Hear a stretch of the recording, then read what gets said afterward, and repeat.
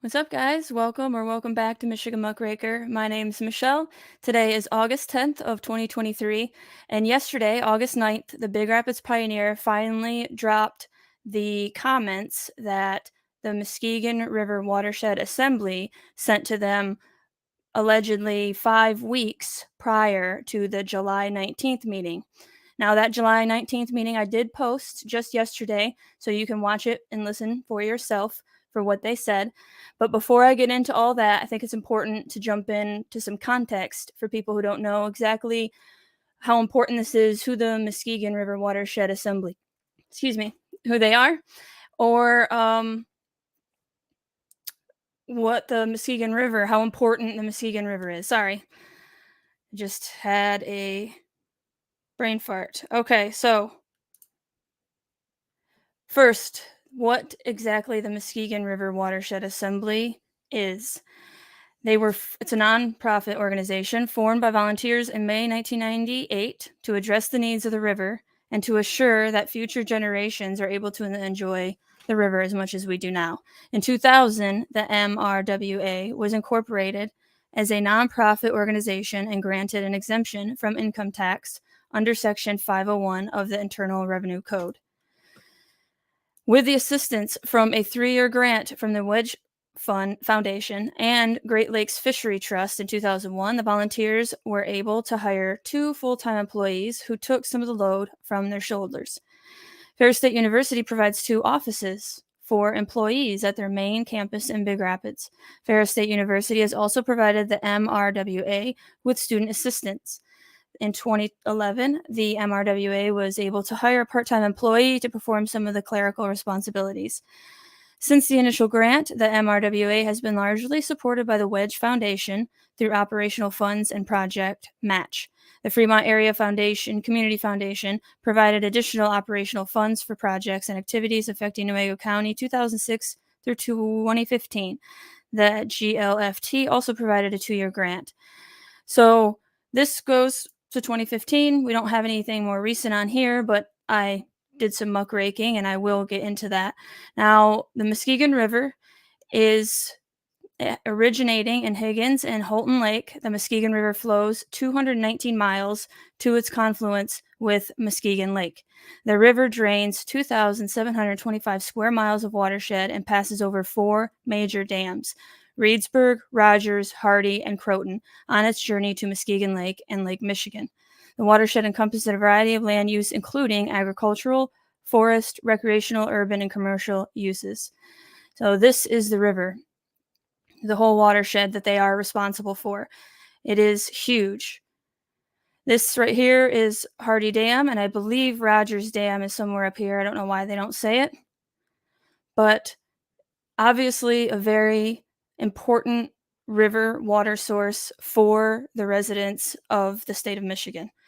I have lived on this river for over half of my life, and it's extremely important to me and my family, and I love this river, and so I want it to be protected. Now, the board of directors and staff that were in this video in the video posted yesterday was Marty Holtgren, the principal watershed scientist, and Scott Faulkner, the executive director. Now, as you see in the thumbnail, there is a conflicting story taking place. The Muskegon River Watershed Assembly posted some information all the way back in April. And let me switch over here. And so I am going to tell you the timeline of what exactly has happened. So I first heard of the Muskegon River Watershed Assembly researching the video I did on the war on dams, which is absolutely happening, and they are the ones pushing that, being funded by the government, which is us. I read the April 26th article out of the Pioneer, which I'm going to share with you, just show you exactly the article I'm talking about, which said they had concerns with the EV battery. Fast forward to May 9th, when Chuck Thelen said this, and I'm going to try to pull this up. I think I figured out the sound, so we're going to remove that.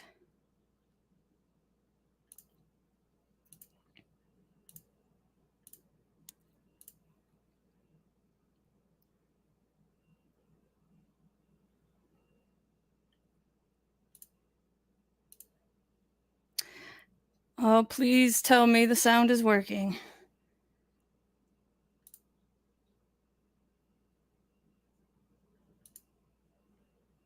So as I mentioned, we're collaborating with Muskegon River Watershed Authority. I got their email today thanking me for the invite and the conversation yesterday, and they stated with everything we just said, they have absolutely no concern with the materials being processed in this facility. I do owe them a copy of the SESs and a copy of the summary of the presentation. They will get that by the end of the week. Hopefully you heard that. Let me know in the comments, please. But what he said was that the MWRA said that they have no concerns. I'll play it one more time. We're collaborating with Muskegon. Right here. So as I mentioned, we're collaborating with Muskegon River Watershed Authority. I got their email today thanking me for the invite and the conversation yesterday, and they stated with everything we just said, they have absolutely no concern with the materials being processed in this facility. They have absolutely no concerns with the materials being processed at this facility. This is Chuck Thelen, and so in case you don't know, I'm going to go. Sorry, it's so clunky. There we are. Chuck Thelen is actually the VP of Gotion, and Gotion is the president of Gotion is Chen Li. So let me see if I can get this. So clunky. So Chen Li has taken role in Gotion High Tech since 2014 as the director of Silicon Valley R&D, CEO of Gotion. It did say president of Gotion. It doesn't say that now. Director of Global R&D. Oh, down there. Sorry. I see. Down there it says president, Gotion Global. So there you are. This is also a member of the CPPCC, which basically means that even though he has an industry that he's taking abroad, he is loyal to the CCP and understands that the Communist Chinese Party actually still owns his company. So he's pledged allegiance to the CPPCC. Now, some people will say that these facts don't matter, but they matter to me. They matter in the grand scheme of things, and those people, they can think what they want. They matter to me, okay? I don't like that this is a young global leader of the World Economic Forum and a member of the CPPCC that's in charge of Chuck Thelen. So, stop screen there.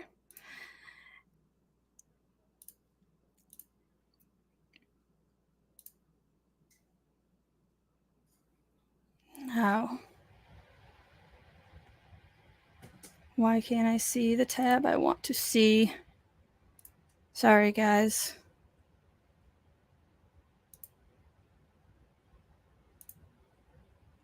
All right. I do not know why I can't see the one I want to see. Let's see if I close this out.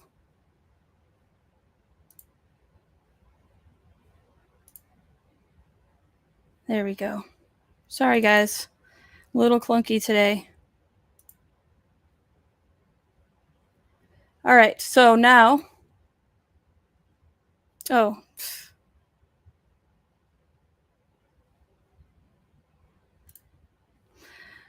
have to continue on with what's going on. I'm so sorry. By the way, thank you guys for joining me. I hope you guys are doing well. A lot's been going on, and since I've dropped that Muskegon River Watershed Assembly meeting, I really wanted to discuss what was said in it. So, May 9th, Chuck Thelen said what he just said about the materials themselves. And of course, everyone listening was wondering when the Muskegon River Watershed Assembly said that and why they said that. The day prior, on May 8th, the MWRA went to a fire training with the local departments and Chuck Thelen, and that's where they had a discussion, potentially, but Chuck Thelen said specifically the email. So locals went and asked the Muskegon River Watershed Assembly if this was true and when would an official statement with facts be coming out. The Muskegon River Watershed Assembly stated that it was not true. Both Scott Faulkner and the scientist that I showed you, Marty, they both said that that was disingenuous, that the Muskegon River Watershed Assembly are waiting for the data from Eagle. They're financial masters, as I'm going to show you, because when I went to the meeting in June, we were not allowed to speak but for 5 minutes, and then they went into a closed session, which is absolutely their right as a nonprofit organization. They don't have to be public. And when I asked them who they're accountable to, they said the grant holders. And so Eagle is one of the primary grant holders for the Muskegon River Watershed Assembly. So they're directly accountable to Eagle, one of them. And again, I'm going to show you several different grants that have been administered to the Muskegon River Watershed. So first, May 9th, we have Chuck Thelens saying what he said about the Muskegon River Watershed Assembly being 100% behind them. Then in June, we have a meeting where we go and they allow us to speak for a few minutes and go in a closed session, but say July 19th, you guys can come and bring a presentation saying this to Marjorie Steele of Edra, the founder of Edra, and Brandy Sweet, who is a local resident of Green Charter Township. So those two individuals were going to bring forth a presentation on July 19th. During that presentation, Scott Faulkner said that he was frustrated, actually he said pissed off, that the Big Rapids Pioneer hadn't published the material that they said after the May 9th. So we have a lot going on with the timeline here. Now, the Muskegon River Watershed Assembly, again, they're saying that they did not say this, and I'm going to show you a video of that, hopefully. Let's see if I can get this done. Michelle, do you know anything about the FOG program? I do not, Dragonfly. You'll have to let me know what it's all about. All right, so we're going to go present.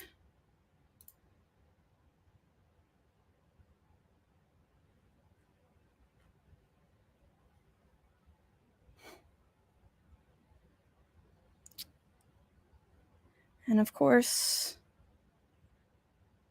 I can't find it. So I will have to try to find that in a minute. Whoops. I wrote some notes for this one because it's really important I get everything right.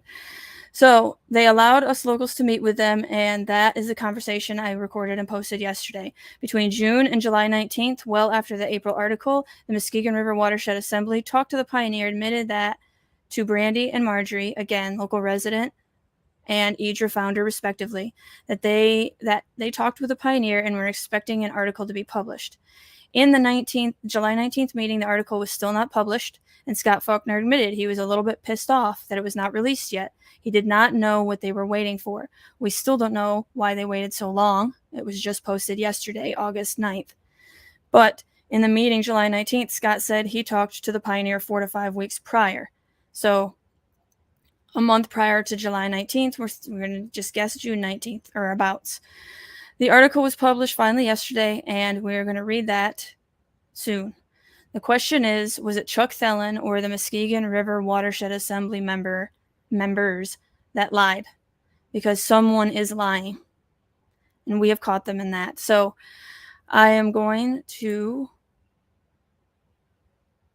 bring up this, which is the mission statement. Just to give you some background, we need to understand the Muskegon River Watershed Assembly. I've already done a deep dive into Chuck Thelen. I've had a couple videos on him, so I'm not going to talk much about him this time. This is about the Muskegon River Watershed Assembly. So their strategic plan, now this is 2014 to 2017, but I haven't been able to find a newer plan. Now, if we go to organizational information. Yes, that is the strategic plan that is on there. Now you can see here the board meeting minutes are all the way from 2016. Again, nonprofit organizations do not have to share their board meeting minutes. They don't want to be transparent. That's fine. They said there's a confidentiality about it, which, again, the Eagle, though, is still taxpayer money, right? So even though they're accountable to Eagle, shouldn't they be accountable to us? But let me know. This is the most recent that we have, so I'm going to go by it. The Muskegon River Watershed Assembly is dedicated to the preservation, protection, and restoration and sustainable use of the Muskegon River, the land it drains, and the life it supports through educational, scientific, and conservation initiatives. Once again, sustainable is talking about Sustainable Development Agenda 21. That is where sustainable comes from, the United Nations. The Muskegon River Watershed Assembly envisions a future where all those who live, work, and play in the watershed understand how their actions affect the river and those downstream. All watershed residents participate or support projects and programs that promote the natural flow of water and improve water quality. See how it says natural flow? That's why there's a war on dams. They want to bring it back to the natural flow because that's sustainable. Public policies, private practices, and committed partnerships are in place to preserve the river for future generations. Public policies, private practices. The Muskegon River Watershed Assembly deliberately positions itself as leader, caretaker, and advocate for the Muskegon River watershed. So it's important for them to be honest, and they should be working for the people that live on the water. At least that's what they say. The Muskegon River Watershed embodies a set of guiding principles that inform how it is structured, measures success, and works with its members, partners, and constituents. So the goals here are to disseminate information about the Muskegon River watershed, provide a forum for the discussion of the watershed issues, initiate actions which will provide for the sustainability of the healthy Muskegon River, compile or correlate data, promote, collaborate, and coordinate among partners to achieve stated objectives, build and sustain MWRA programs and organizational capacity. Okay, so you get the point. These people are supposed to work for us, but they have a lot of terms like public policy, private practices, and natural flow, get rid of the dams, and sustainability. So we're starting to get a picture painted. Now, these are the natural resource issues that they have ranked, and the highest priority right here, all 8 of them said surface runoff, ground seepage under land use. So look out for regulations for land use regulations, okay? The other one is education on social related issues. So they want to educate us on sustainability. Again, just showing the organizational information. Now here we have the MWRA financial report. So they're a nonprofit organization, but they do make profit because their total revenue is $741,000 and their total expenses are $681,000. So there's definitely some money being made there. They have 4 employees that they pay for. Now, I can't see everything because I'm not paying like $240 a year to see all this information. But you come down here and you can see Marty Holtgren, Principal Watershed Scientist, no compensation data. So does that mean he doesn't get paid? Then you have Scott Faulkner, the Executive Director, gets $93,665. And this was the past, which was John Holtgren, was the past Executive Director. I wonder if they're brothers. And he made $43,000 in 2001. So Scott Faulkner got double what the previous executive director did. Don't you think that's interesting? I think it's interesting. So I will leave this information down below, as I always do. Now we have some grants and loans from the fiscal years 2019 to 2022. This is from Eagle, and they awarded the Muskegon River Watershed Assembly $40,000 in 2021 and $108,217 in 2021. So $148,000 worth of grants awarded from Eagle. Good chunk of change. You come over here and we see that this is also the Muskegon River Watershed Assembly, $2.1 million in grants total. And you see 2006, 7, 8, and 9, they got a small amount, nothing in 10 and 11, and then boom, got a nice boost with $287K. And then sub-grants, $211K. Now I should have looked and seen what exactly are sub-grants. But as you can see, in the 2013, they made 510,000. And 2014, not so much. 2015 got another big boost with 407,000. So they're doing pretty good, the Muskegon River Watershed Assembly. 2020, they got 339K. And then it looks like 2023 is negative, but that doesn't make any sense. It's probably just because the data isn't all in, because it's not the end of 2023. That's what makes sense to me. 2022, 196K. So they've made quite a lot of money. Hopefully they used it wisely, but we'll see that they've used it to take our dams out. So Muskegon River Watershed announces a new member of its board, which is Richard Houghtonman from Consumers Energy. This was 2020. Let me see if he's still on there. Oh, of course I did that. There he is. So he works for Consumers Energy. So that is definitely something to think about.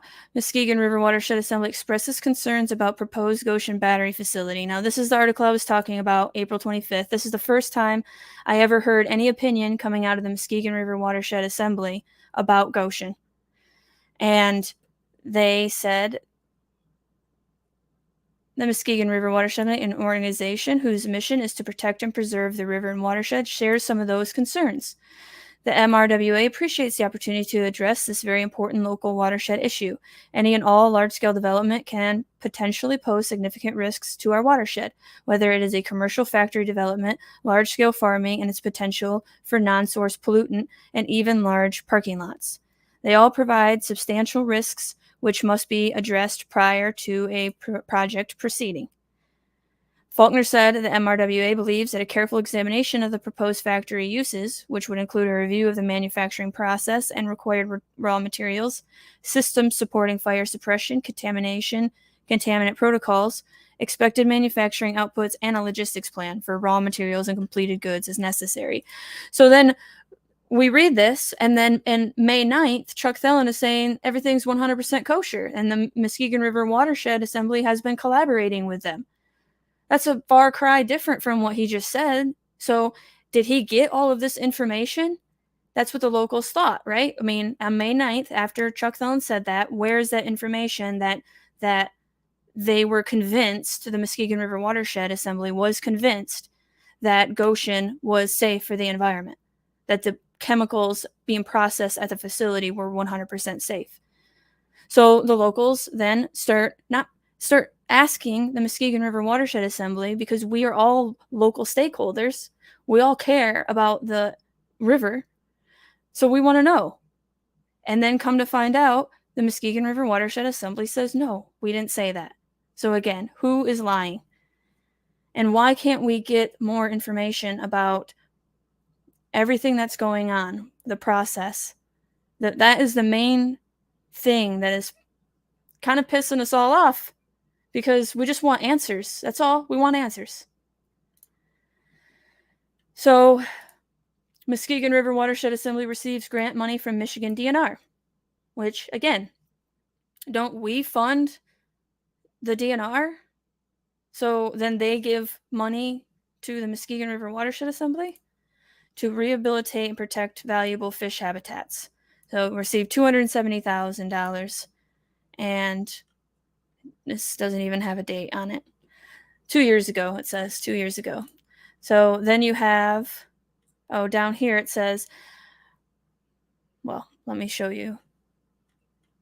The Watershed Assembly looks to remove Nartron Dam on Hershey River. This was March 24th of this year. You come down here, a large amount of money has been pouring in from Washington to our state to do things like dam removals, Faulkner said. My organization is all about the overall health of the watershed, whether that is through tree planting or dam removals. The Hershey River is clogged by that Nartron Dam and has been for a while. It is up for inspection by Eagle and other certification organizations this year, so there's an opportunity for us to take a look at it and evaluate the shape that it's in. Why not fix it up? Why not clean it out, fix it up, make fish ladders? Why are we removing dams? Up here we have the Muskegon River Watershed Assembly receives money. Did I already show that one? No. Muskegon River Watershed Assembly and its partners have received funding from the National Fish and Wildlife Foundation to support the removal of Altona and Buckhorn Dam projects, according to the news release from the organization. So then you come here and the DN, oh, no, that's not the one, right here. This is the Fish and Wildlife Awards matching grants utilizing federal funds provided by annual congressional appropriations and agreements with federal agencies. Again, taxpayer dollars. I'm not going to get into the dam thing because this is not what this is about, but this is just showing you what the Muskegon River Watershed Assembly is all about. So the DNR secures $5 million grant from National Fish and Wildlife Foundations for the Foundation's America the Beautiful Challenge, November 22nd of 2022. Now, this is a whole nother rabbit hole, guys, and I'm not going to get too deep into it in this one, but this is part of the Wildlands Project to make America like 70% wildlife again and corral us into the cities. I've talked about it several times, but this is just the newest face, the newest iteration, and they are trying to get 30%. What right now. So I'll show you that. But look, come down here. Partners include the Muskegon River Watershed Assembly, Little Muskegon River, Mecosta County. The streams that will benefit from the America the Beautiful Challenge grant are located in these counties. So that is, oh no, I don't need to share that one. So Muskegon Watershed Assembly's fellowship program spurred by grant. This is a grant from DTE Foundation, which is expected to help create a fellowship position from the Muskegon River Watershed Assembly. They $130,000, and that was December of last year. So these are the people that own the Muskegon River Watershed, that they hold themselves accountable to Eagle, to DTE, to Consumers Energy, to the Fish and Wildlife, to the DNR. Okay?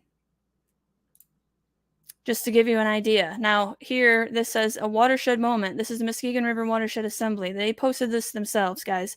This is our watershed moment, a generational opportunity for restoration initiatives on Michigan's rarest river.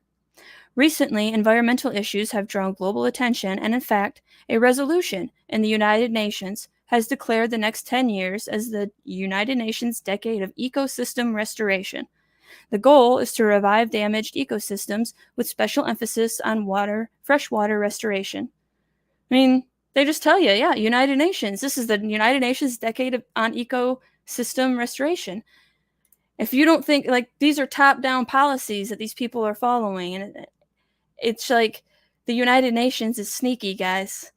In America, the current U.S. administration has repeatedly emphasized a willingness to invest in critical infrastructure spending, while at the state level, the Michigan legislature has shown an intention to fund the agencies responsible for protecting our national resources. Some of the money has already been allocated for initiatives within our watershed, including $300 million for safety upgrades at Hardy Dam, in part due to the statewide concerns over the recent catastrophic dam failures. Now, why were there catastrophic dam failures? Did our corrupt government just allow it to happen to show an example? Say, look this is why we got to do this? Why didn't they upgrade it? Why didn't they fix it? Why don't they use our tax dollars to do stuff for us? Protect us, fix our dams. In the future, we anticipate significant state and federal investments in the Michigan environment. Based on our solid reputation as an effective, results-oriented organization, we expect to earn our fair share. Yeah, of course, because you guys are captured. So yeah, hey, the watershed, we'll play ball with UN, with Whitmer, with whoever, as long as you give me that money. Economic Analysis is collaborating with the Michigan State University Center to gain greater understanding of the economic impact of the environmentally focused projects. Another thing, they have an office at Fair State University, which is totally for Gotion, and they're all connected. So it's no wonder why they they act the way they do in that video. Now, I really hope you go check out the Muskegon River Watershed meeting that I posted yesterday, because they said a lot.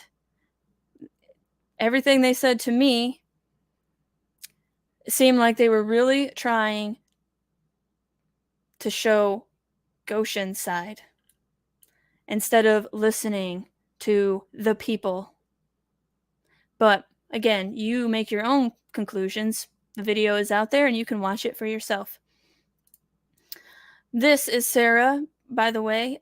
She is a fellow from DTE. So they just got money, what was it, $130,000 from DTE at the end of last year, and now they have a fellow working for them. So if you don't know anything about fellows, then you need to look into the World Economic Fellowship Program. And then you come down here, and we have Muskegon River Watershed Assembly, $1,999 for a maintenance grant, and this is Eagle, just this year. So 18 watershed organizations, Eagle, $600,000 to these people. This is the same one, $40,000. Now, a little bit about Scott Faulkner.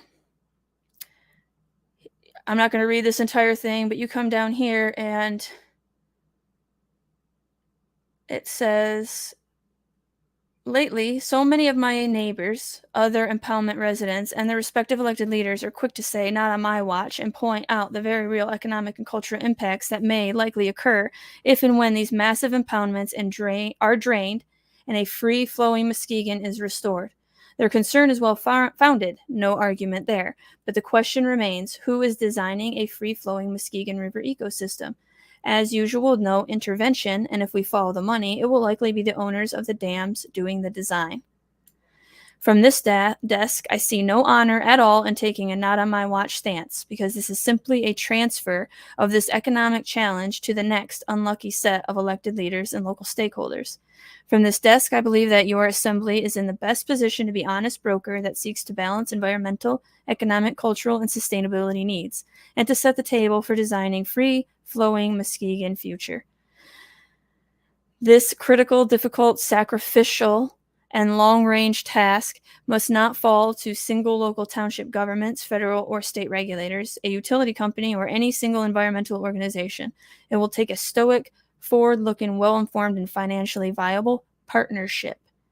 Finally, from this desk, I believe no single entity can be effective alone, nor complete in addressing systemic issues demanded by a 219-mile-long watershed. In 2023, your assembly will be working diligently towards this thoughtful exercise, designing a free-flowing Muskegon, and we ask you for your continued financial support toward that end.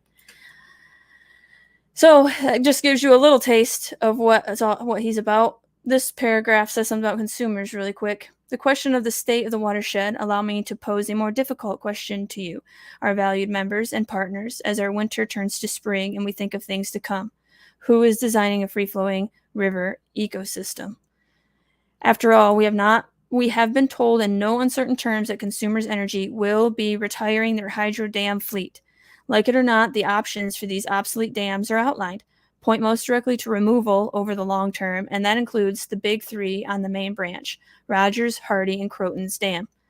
I choose to take CE at their word and believe that they will do whatever, perhaps in our lifetime, most certainly in my children's lifetime. So yes, Consumers Energy, Muskegon River Watershed Assembly, they're all working together. Now, I am going to stop sharing this because I'd like to get to that, but I really want to get to this. So we're going to go to my channel, and I want to just one clip just to show you. I wanted to do it earlier, but this is all so clunky for me, and I apologize for that. All right, so now I have this video to show.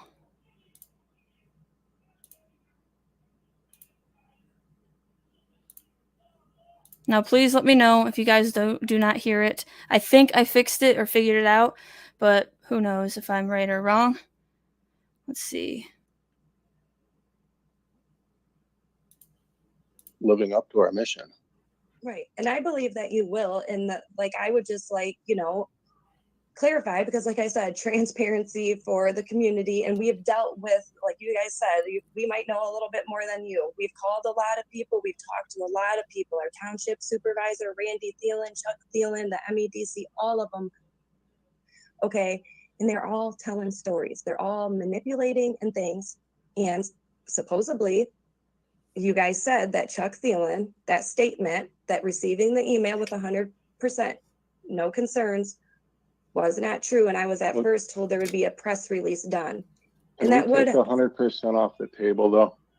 Okay. Well, because that is not something that I haven't even spoken to him. So for us to say that we're 100% okay, that's disingenuous. Not true. Okay. Okay, that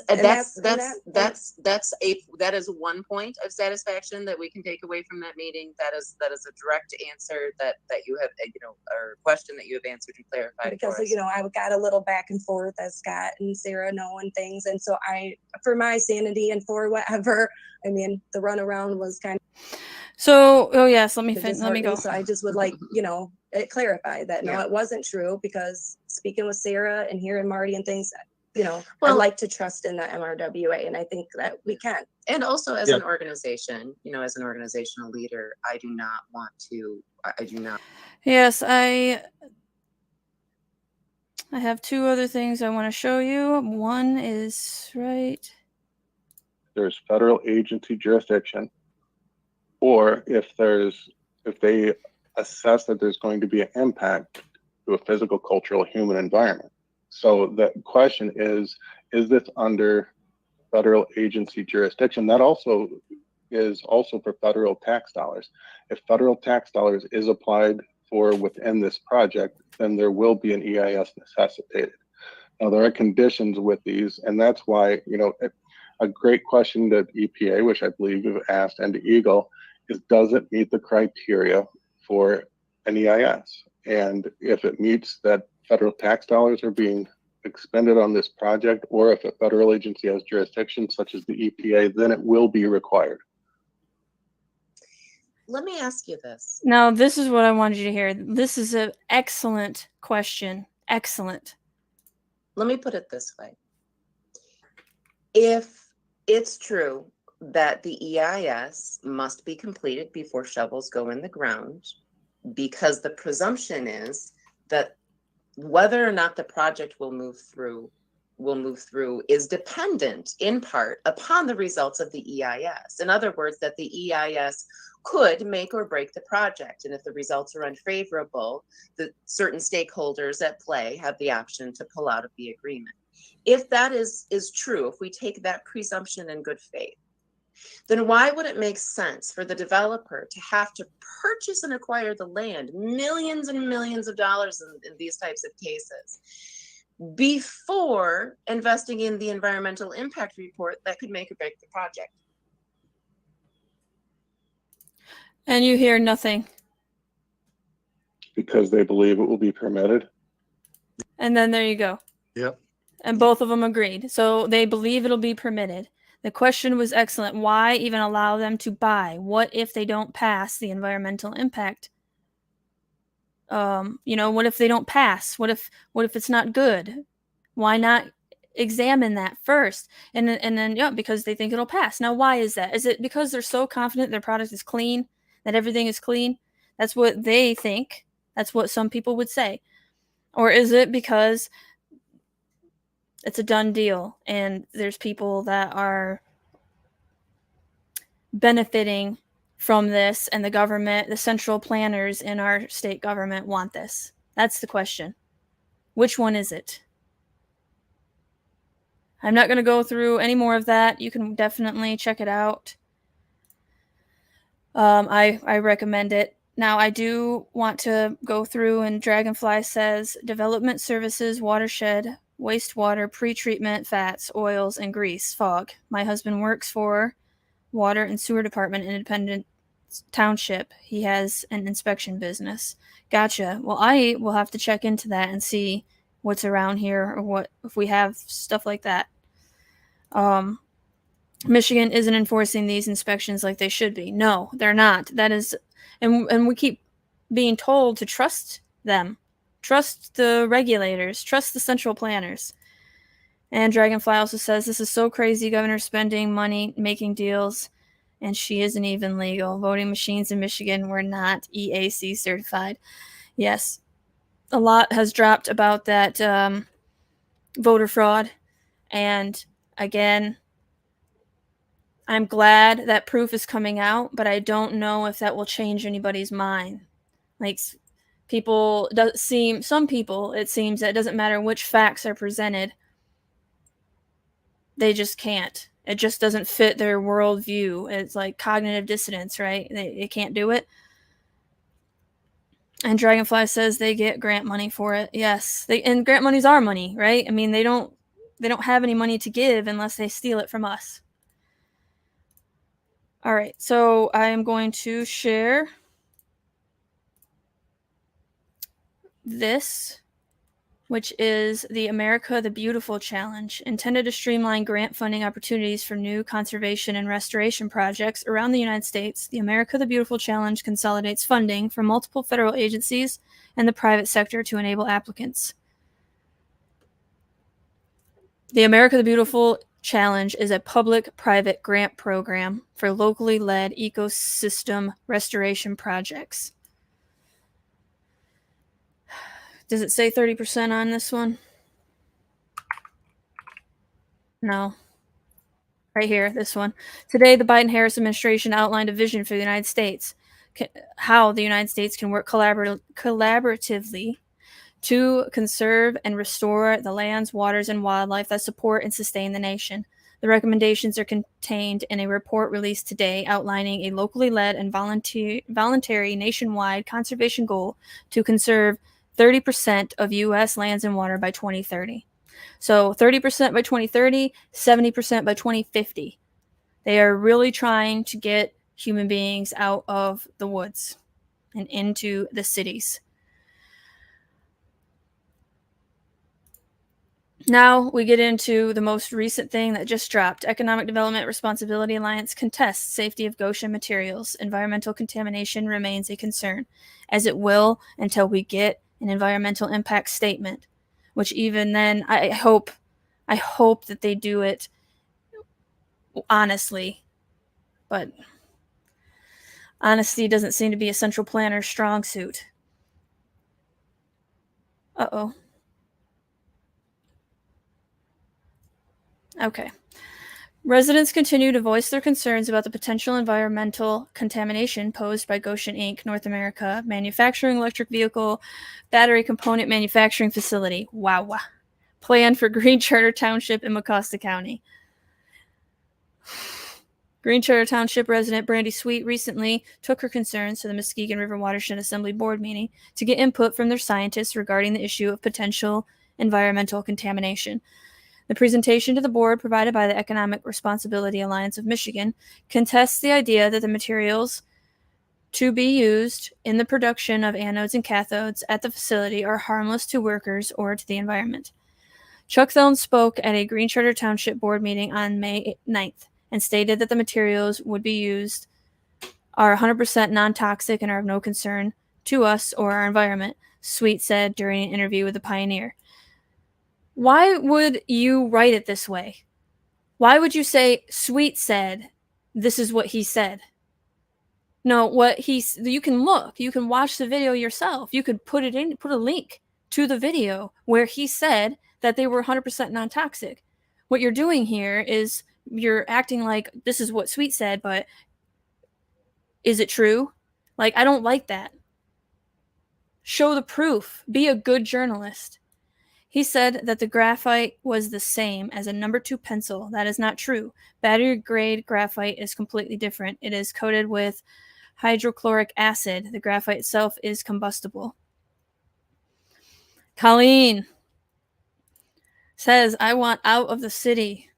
I hope that you can get out of the city and fast. I hope you're not near Chicago. Let me get over here. He said lithium carbonate itself is not toxic, she said. It was it may be prescribed as a medication, but only in serious cases, and it is carefully monitored. It does not cause contamination to waterways. Lithium carbonate. According to the information provided by IDRA, lithium carbonate proposes a risk of eye corrosion and oral acute toxicity. It states skin or eye exposure, inhalation, and indigestion can cause acute and delayed symptoms, including rash, eye irritation, ringing in the ears, nausea, vomiting, diarrhea. A lot of crap. Overexposure may be fatal. However, information in the Thermo Fisher Scientific Safety Data Sheet, a source cited in the presentation, states the product does not contain any hazardous materials when occupational exposure limits established by the region-specific regulatory bodies. It does not contain any hazardous materials with occupational exposure limits established by the region-specific regulatory bodies. Who are the region-specific regulatory bodies that sets the exposure limit, and how do they set it?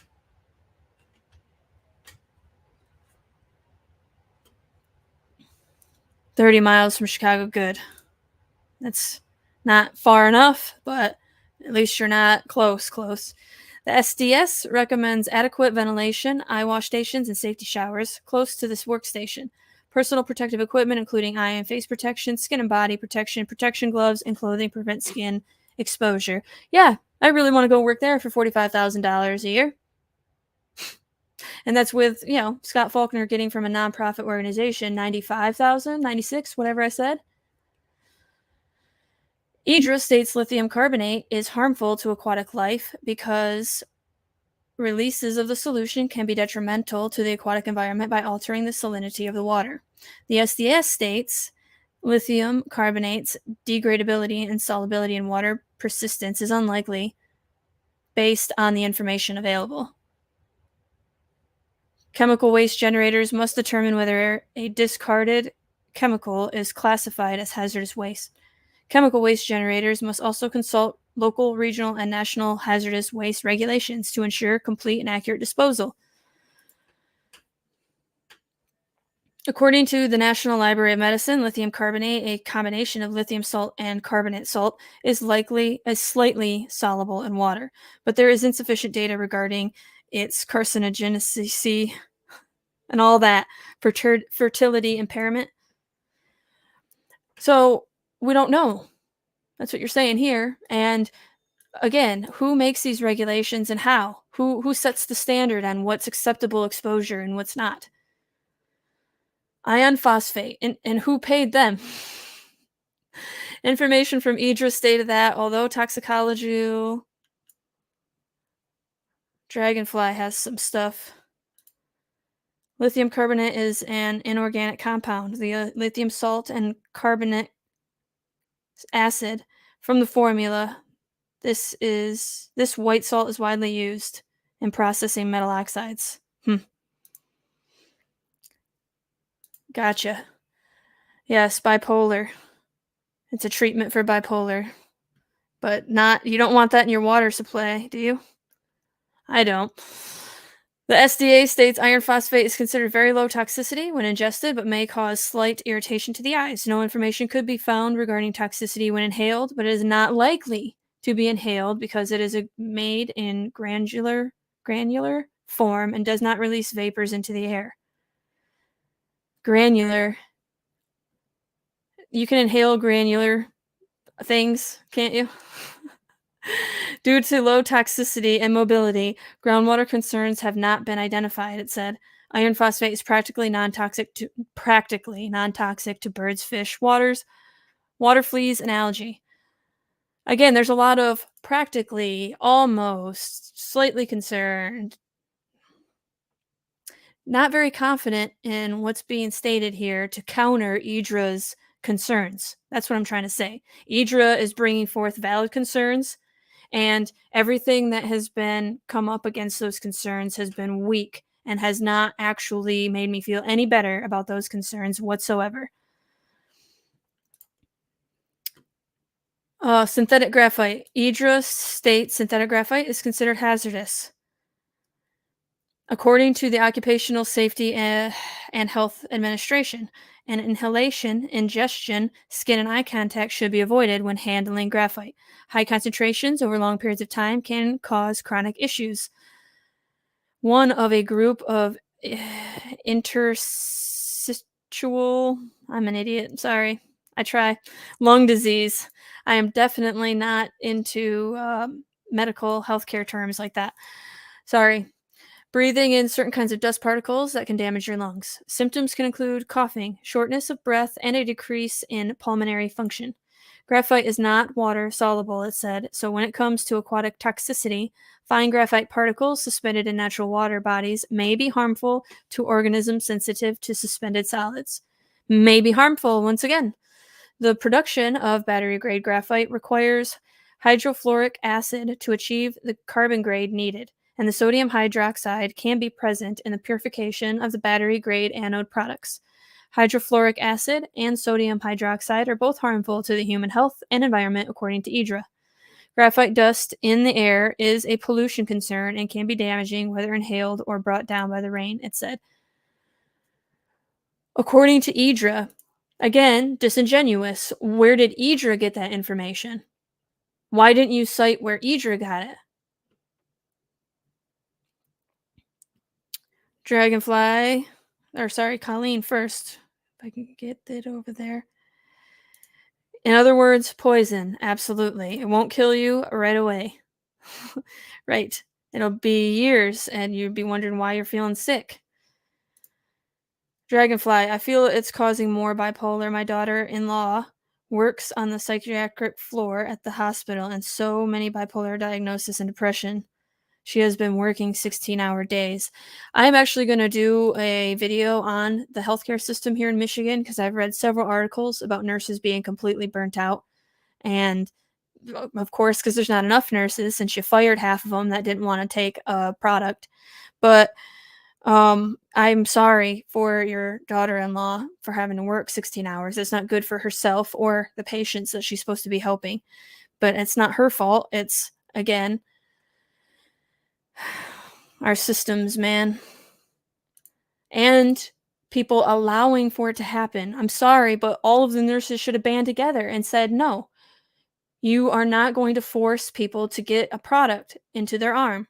And now, unfortunately, half of your coworkers got fired because they had no backup. Like, everybody should have boycotted or something. I don't know the exact answer, but we should have stuck together better. Instead, they let us divide and conquer us. The SDS states, however, that the product generally does not irritate through ingestion and does not irritate the skin except through mechanical abrasion. They recommend avoiding breathing in the dust, contact with eyes and skin, and ensuring adequate ventilation. When handling the material, safety glasses, gloves, and dust respirator are recommended. Yeah, again, $45,000, $50,000 a year, and you have to wear a bunch of equipment. If something were to go wrong with that equipment, then you got poisoned. That sucks. And yeah, I mean, I'd have no doubt all these chemicals too in the water and prescription pills that who knows where they go, flush them down in the water system. I mean, we have no idea what we're doing to ourselves by allowing pharmaceuticals to just get out of control like they have.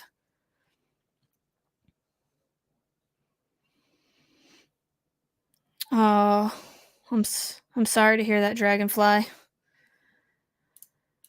The SDS states, however, that the product generally does not irritate through ingestion and does not irritate the skin. The SDS recommends not allowing the materials to drain into the environment. Spill and release of the material to navigable water in sufficient amounts can cause sludge or emission under the water. Potential environmental pollution is indirect, a result of hydrochloric acid used to process the graphite into a usable form, which is highly corrosive and damaging to all forms of life. It said. I'm sorry, but this is terrible journalism.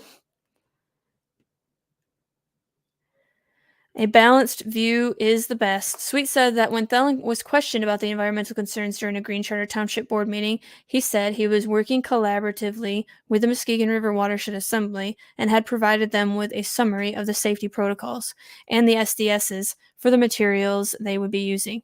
And the MWRA had no concerns about the process that would be done at the facility.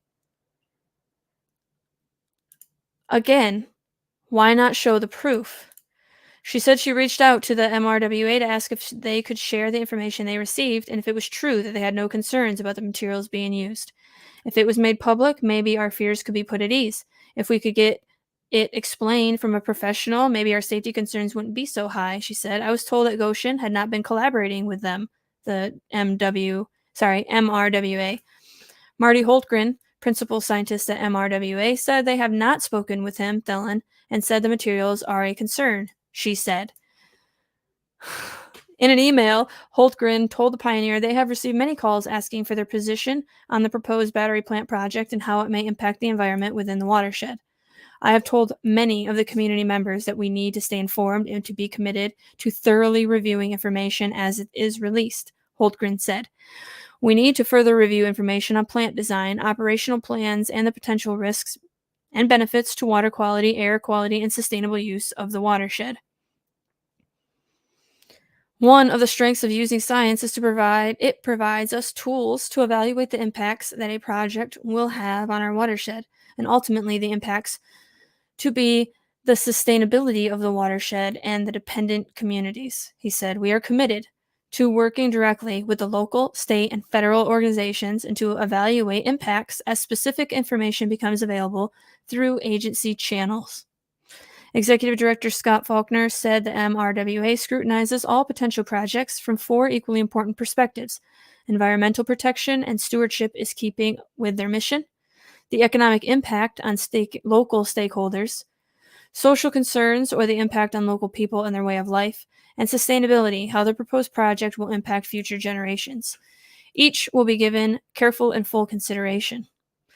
Watershed projects across the 9 counties, and 219 miles of our watershed are often difficult and locally divisive.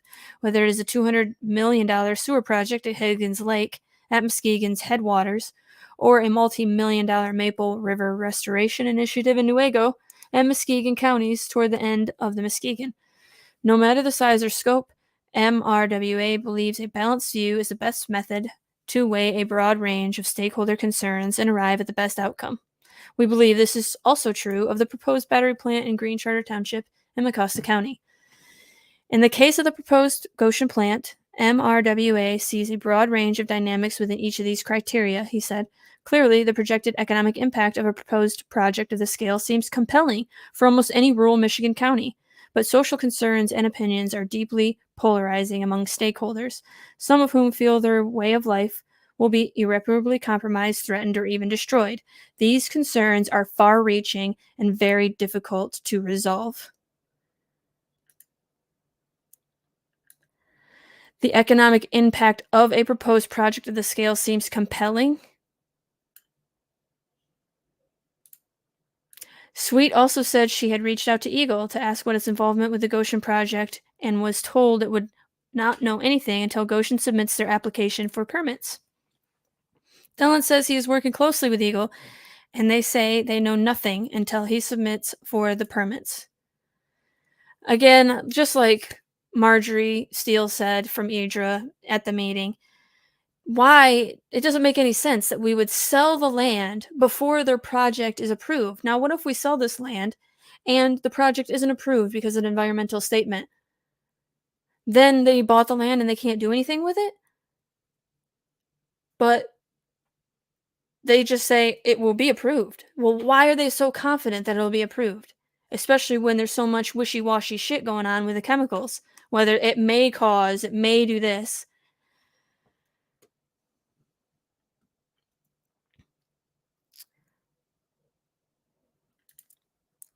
Colleen says, unfortunately, many nurses are so programmed that they are also victims and don't even realize it. My sister is one of them. She's only 53 and has had 2 types of cancer, a liver transplant, etc. I'm very sorry to hear that. It's always terrible when family members have health issues, but it's even more terrible if you try to help them and give them information and they absolutely refuse to listen to you and continue forth, and that causes them injury. Then it's really terrible. It's like Some people, they never had an opportunity to listen to the information. Some people have had the opportunity but have completely shut me down. So, and now they're very injured and I feel terrible for them. But you should listen to people, even if you don't agree with them. At least try to understand what they're saying and where they're coming from. But I will pray for both your family members. I'm sorry that they're having issues. It's always, again, it's never a good thing. Faulkner said that MWRA was told on a phone call with Eagle that they have received no information that will be needed for a permit application and that all preliminary data will be immediately uploaded by Eagle to their Michigan Environment website, web-based permitting platform. To stay informed, you can go there. John Whetstone, Gotion Public Relations representative, said in a statement, Gotion Inc. is kicking off Phase 2 environmental review required by Eagle as followed up to the 10 weeks the company has already spent in collaboration with Eagle earlier this year. So why is Eagle saying we don't know anything about it to people like Brandy Sweet and Marjorie Steele, but they collaborated for 10 weeks before or earlier in this year? So who's lying there? Why would Eagle tell Brandy that, or Marjorie, or both, that they have no idea, they don't have any information, they're waiting for permits, but they are going to be doing, Goshen's going to do a follow-up after 10 weeks? Yeah, just so much corruption. In addition, key Gotion Inc. staff are currently collaborating with the Muskegon River Watershed Assembly to answer all their questions, and we look forward to their evaluation of the materials and processes that will be used at the proposed facility. So there you go. Key Goshen staff are currently collaborating with the Muskegon River Watershed. They won't collaborate with EDRA. They won't talk to the people. It's a grassroots movement. They will talk to Gotion, the company that is putting the freaking thing in.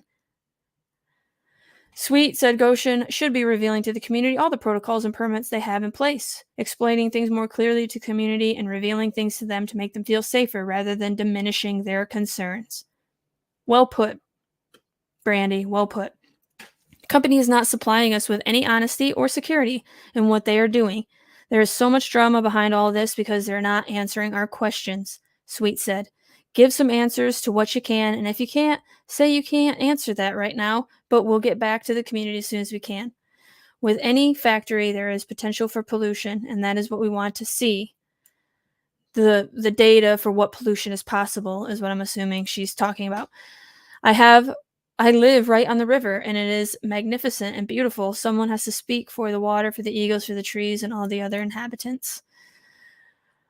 Well, I can't say it's a great article because there's a lot of little backhanded things going on here, Kathy Crew. I know which side you're on. You have direct access to Chuck Thelen and to Gotion, and the Muskegon River Watershed Assembly will not give any information to EDRA again or anybody else. They give it directly to you only. Ferris State University, direct access to you, Big Rapids Pioneer. So I could see a huge conflict of interest in all this. I hope you can as well. Let me know. What do you guys think? Do you think it's the Muskegon River Watershed Assembly or Chuck Thelen that is lying about the 100% safe materials at the facility? What do you think of the Muskegon River Watershed Assembly meeting video that I posted yesterday? Please like this video, share with everyone you know. It wasn't the smoothest video I've put out there, and I'm sorry for that because it's really important. But I'm trying to get all the information out there, and I really appreciate you guys listening. Once again, I hope that you have a wonderful weekend and stay safe. Thank you guys for watching, and I will see you next week, Monday at 10 a.m.